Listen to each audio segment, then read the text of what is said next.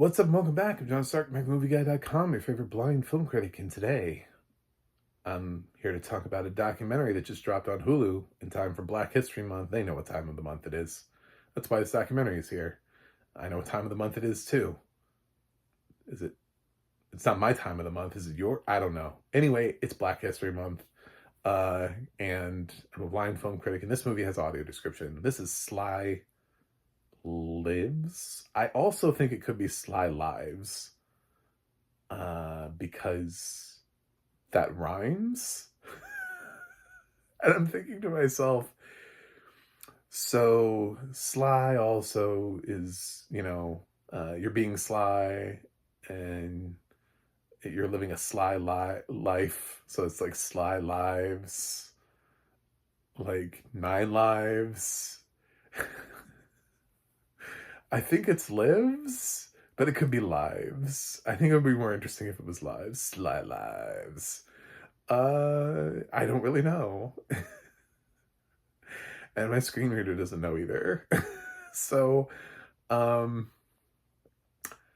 this is a movie. It's a documentary. We're already off to a good start, by the way. Make sure to click like and subscribe, because while everybody else is running away from DEI, I'd love to run towards it, and I'd love for everybody else to join me and show that inclusivity matters, and click that subscribe button, because where else you can find a blind film critic? I know for the Black people who came here on Black History Month to watch a white guy talk about Sly Lives, Sly Lives, and joke about the title of the movie. This is not the review you were hoping for, and I apologize. It does have audio description. I want to kind of focus on that. The problem with documentaries is that a lot of times they're talking heads, so it's hard for audio description to come in and out. There's something about the voice, about the narrator, and I'm not gonna say I don't want this narrator to ever narrate anything ever, but it was very quiet. It was the most unintrusive audio description, um, and it didn't feel like it was poorly balanced. It just felt like it was a light voice, like I'm here, and it's Sly and the Family Stone. It's that Sly, not Sylvester Stallone, because that would be weird for Black History Month. um, but it's music, and there's like rockin' music, and people are jamming and kicking, and it's not a quiet documentary by any means, but the audio description feels very like, he looks at her face, then look at you. I was like, are you trying not to? It's like, excuse me, I have something to say. Could I say something here? I have something to say here. It felt very sort of like under the radar, like you had to pay attention. In some instances, I was like, wait a minute, did I just hear audio description? So it was hard to follow because it was so unintrusive. But listening to the narrator's voice, I'm like, I might know this narrator. And I'm not saying that I don't like the narrator as a voice, but I need you to, I need more in this documentary. I need something that doesn't feel like it's trying to blend, like it's trying not to be discovered. That would be it's the weirdest note I think I've ever given to an audio description track before, but I actually felt like the audio description for this film is trying not to be heard. It's like trying not to be noticed too much, didn't want to take away from the documentary. And like, the point of you is for us to be able to hear you.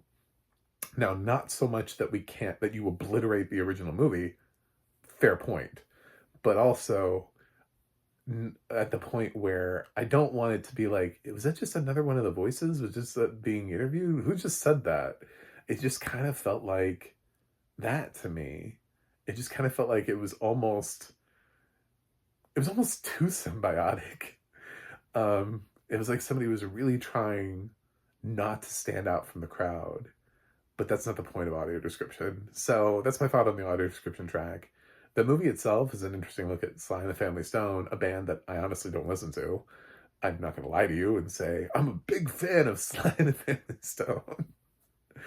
Do I think I've listened to their music before? Yeah, I think, yeah, sure. And like oldies stations and, you know, classic stations, you know, whatever. I'm old enough that it's impossible for me to not have at least heard of like their big hits. You know, I must have heard them before. So, but it's a band that if you asked me, what does Sly and the Family Stone do? Off the top of my head, I'd be like, I don't know. I don't know, man. But I could say that about a lot of bands where I need like somebody else to kind of come in. Like off the top of my head, if I would not know what Earth, Wind, and Fire was famous for, could not tell you what their big hit was. Do I know that they're a big band? Absolutely. Do I know that that makes me feel really stupid for not knowing what their big songs were? Yup. It's like, I fully acknowledge this. Also, these bands were making music before I was born. So, my familiarity with them is less. And I'm not as big into classic rock, classic uh, soul, Motown, anything. I don't listen to old music that much. Like it's just not my thing. Unless it's music theater, in which case I do. But yeah, my thing was I got into pop music and I listened to top 40 a lot.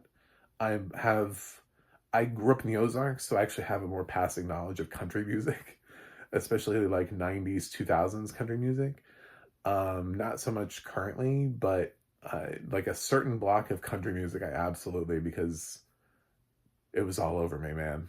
It was really hard not to. I was being bombarded with country music. Um, and that's sort of my music journey. And then I kind of stopped. I transitioned away from pop, rock, and pop singer songwriter and that kind of thing into like music theater, which is pretty much all I listen to now. So, do I occasionally pick up some stuff through, an adult, easy listening station or like an oldies or something? Yeah, sure, of course.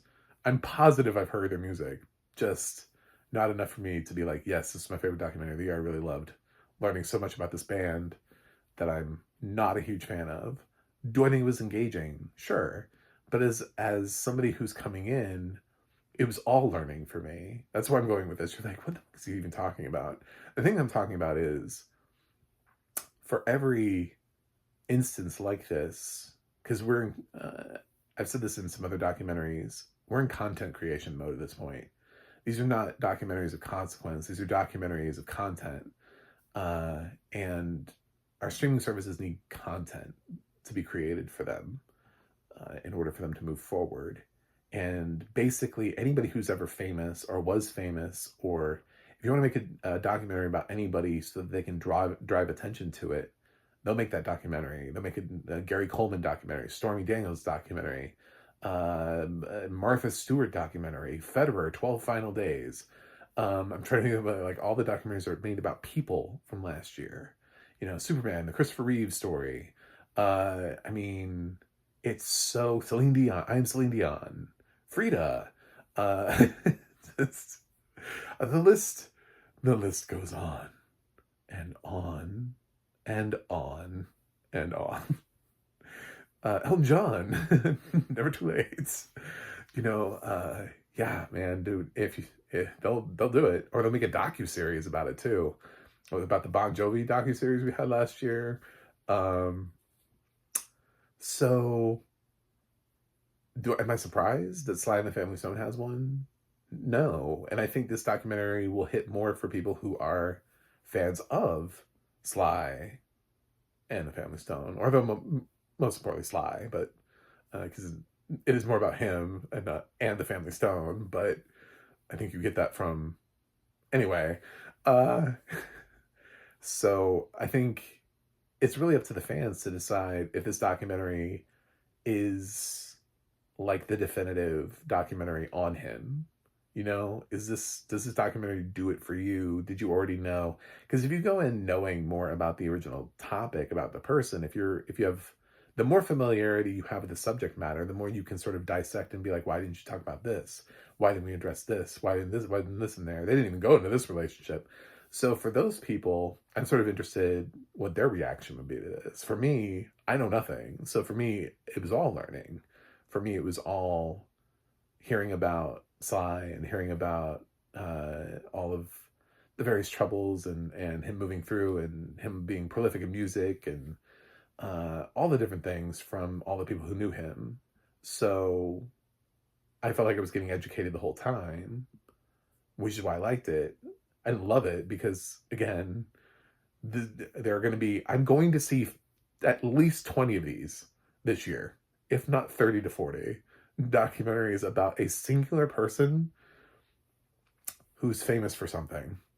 And not necessarily, I'm not counting those true crime ones with like serial killers. I'm talking about just random famous people, athletes, singers, actors, directors. I don't know, pick them.